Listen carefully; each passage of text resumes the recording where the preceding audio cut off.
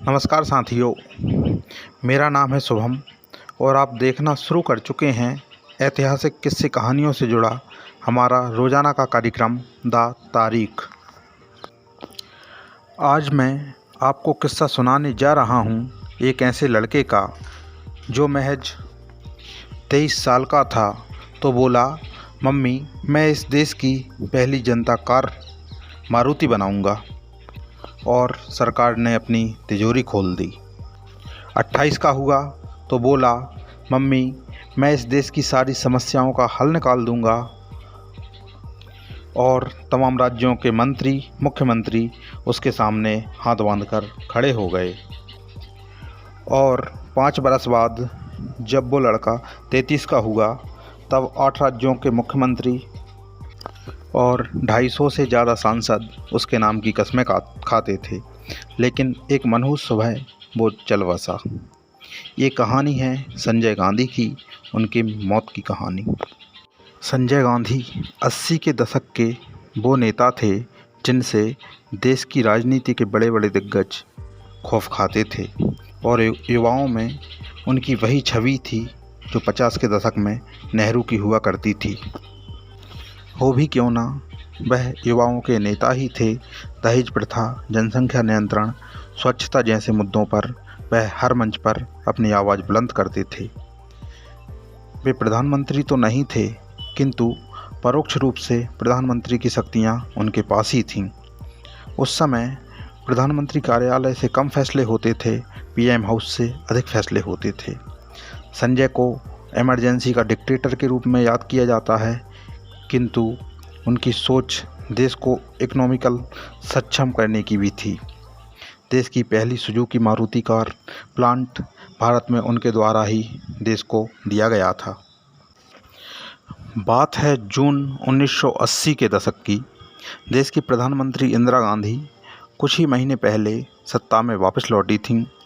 77 में उन्होंने सत्ता गंवाई थी इमरजेंसी की जातियों के चलते, मगर महज 2-2.5 साल में देश की जनता को समझ आ गया था कि जनता पार्टी के नाम पर जो लोग एक साथ आए हैं वो अभी इस देश को संभालने में सक्षम नहीं हैं। इंदिरा की 75 की इमरजेंसी के बाद भी सत्ता में वापस आने का श्रेय उनके छोटे बेटे संजय को ही जाता है, जिन्होंने टिकट वितरण किया, युवाओं को मौका दिए। संजय की काबिलियत का अंदाज़ा आप इस बात से भी लगा सकते हैं कि जब 80 में इंदिरा सत्ता में वापस आईं तो संजय की ही सलाह पर उन्होंने 9 राज्यों में विधानसभा भंग कर दी, जिसमें विरोधी दल की सरकार थी। दोबारा चुनाव हुए और 8 राज्यों में कांग्रेस की सत्ता लौटी। संजय गांधी की पार्टी और संगठन पर पकड़ मजबूत हो ही रही थी। इसी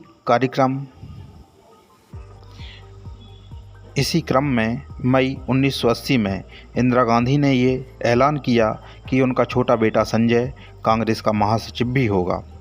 अमेठी से वह सांसद पहले से ही थे, लेकिन इमरजेंसी के बाद 77 में जब अमेठी से चुनाव लड़े थे तब जनता पार्टी के बीरेंद्र सिंह ने 56,000 से भी ज़्यादा वोटों से उन्हें शिकस्त दी थी।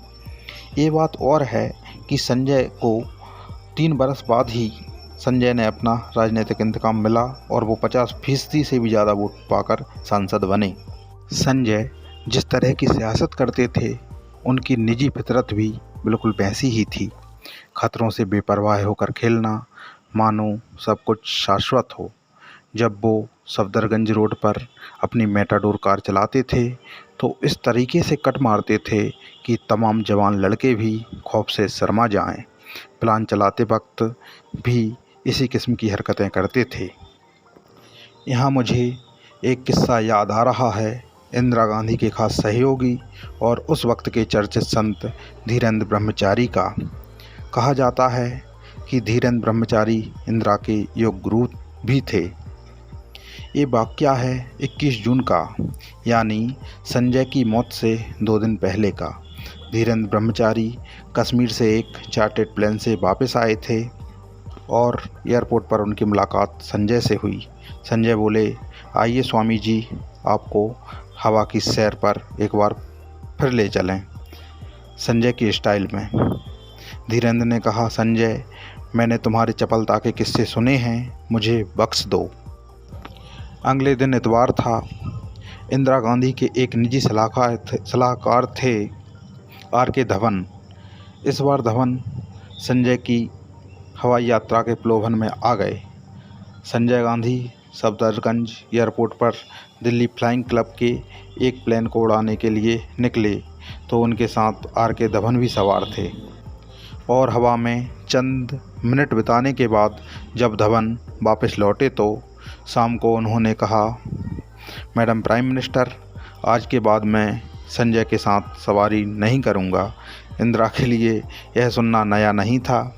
इंदिरा भी मन बना चुकी थी कि वे संजय से कह दें कि संजय, तुम्हें इस देश को संभालना है, इसलिए एयरक्राफ्ट संभालना और उस पर इस तरह की हरकतें करना बंद करो। लेकिन तारीख जानती है कि माँ हमेशा की तरह संजय को वो बात नहीं कह पाई जो सही थी। फिर उसके बाद उन्हें जवान बेटे की लाश पर फपक कर रोना पड़ा। अब बात करते हैं संजय के मौत वाले दिन की। तारीख 23 जून 1980। प्रधानमंत्री इंदिरा गांधी के आवास से सुबह 7:15 बजे एक हरे रंग की मेटाडोर कार निकलती है। हमेशा की तरह ड्राइविंग सीट पर संजय सवार थे। संजय का उन दिनों का यह शौक़ था कि वह पास के ही सफदरगंज एयरपोर्ट पर पहुंचकर एयरक्राफ्ट में सवार होकर कुछ कलाबाजियां कर सकें। यह शौक़ उनका दिनों दिन परवान चढ़ रहा था। 23 जून की सुबह वो ज़्यादा उत्साहित थे क्योंकि वो पहली मर्तबा एक नए आए एयरक्राफ्ट पिट्स S-2A पर सवारी करने जा रहे थे। ये लाल रंग की शोक चिड़िया थी जो अपनी बनावट, अपने हल्के इंजन की वजह से हवा में गोतेबाजी करने के लिए बहुत ही मुफीद थी। सफदरगंज एयरपोर्ट पर संजय का इंतज़ार कर रहे थे दिल्ली फ्लाइंग क्लब के चीफ इंस्पेक्टर सुभाष सक्सेना। संजय और सुभाष एयरक्राफ्ट पर सवार हुए और उन्होंने उड़ान भरी। थोड़ी ही देर में प्लेन अशोका होटल के ऊपर था।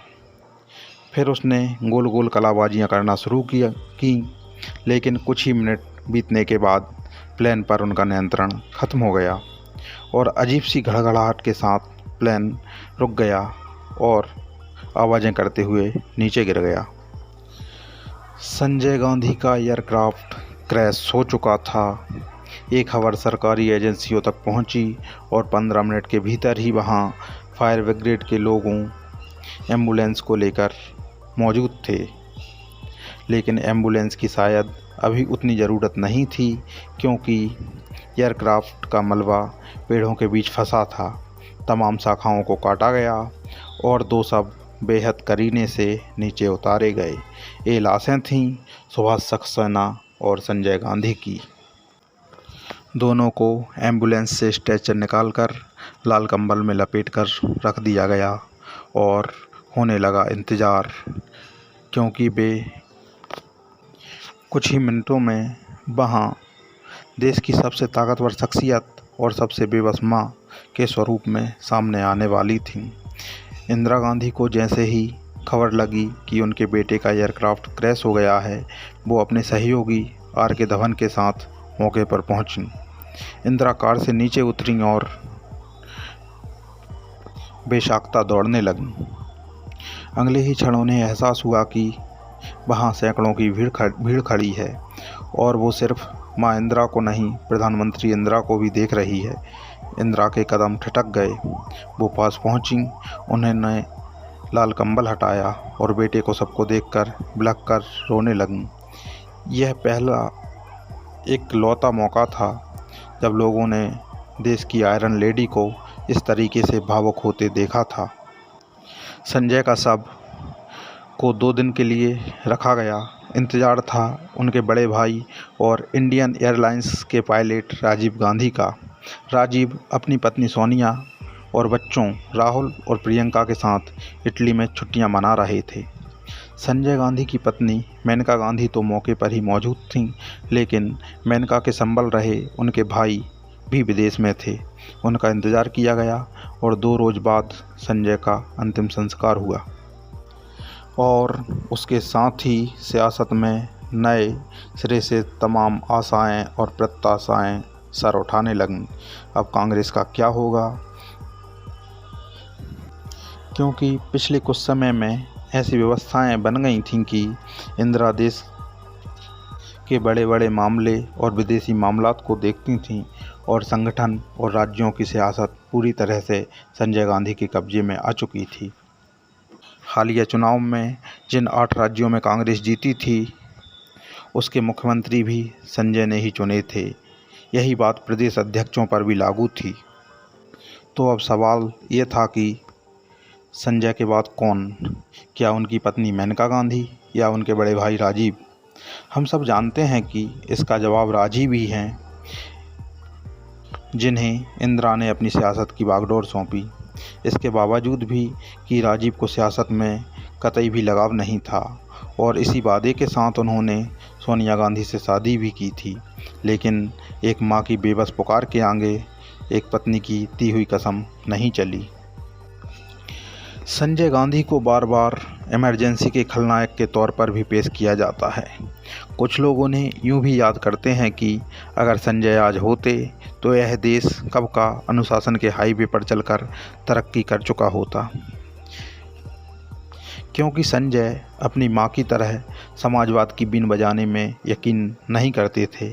संजय का रुख फैक्ट्रियों की तरफ था, संजय का रुख कैपिटलिज्म की तरफ था और शायद उनकी पहली लेकिन असफल शुरुआत जनता की कार प्रोजेक्ट में दिखी, जिसे हम आज मारुति के नाम से जानते हैं। द तारीख कार्यक्रम के माध्यम से हम ऐसे ही इतिहास के अजीबोगरीब किस्से आपको लेकर आते रहेंगे। अगर आपको वीडियो पसंद आता है तो लाइक करें और अगर आपने अभी तक हमारा यह किताब वाला चैनल सब्सक्राइब नहीं किया है तो ज़रूर से सब्सक्राइब करें। Thank you. जय हिंद, जय भारत।